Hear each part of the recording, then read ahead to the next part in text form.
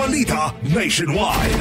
Mayorya o katumbasang 73% ng mga Pilipino ang nagsasabing sang-ayon ho sila na ituro sa mga paaralan ang paksang may kinalaman sa sexuality, sexual health at family planning. Basta yan po'y angkop sa edad at kultura ng mga estudyante. Ang survey na yan ay sinagawa ho yan noong March sa ilalim mo ng utos ng PLCPD o yung Philippine Legislators Committee on Population and Development.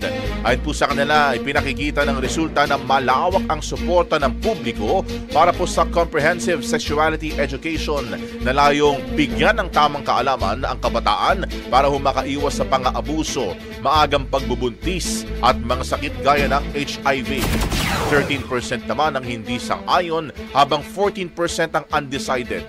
Matatanda ang ilang konserbatibong grupo ho ang tumututol sa panukalang batas laban sa teenage pregnancy dahil umano sa mga probisyong maaari magtulak na mga gawaing hindi akma sa mga bata. Pero nilinaw ho ng mga taga-suporta ng CSE na hindi ito naglalayong hikayatin ng kabataan sa pakikipagtalik kundi para hubigyan sila ng sapat na kaalaman hinggil sa sexual health at responsibilidad. Brigada Balita Nationwide. Ang bahaging ito ay hatid sa atin ng NutriCleanse Herbal Capsule. Linis tiyan, sexy tiyan.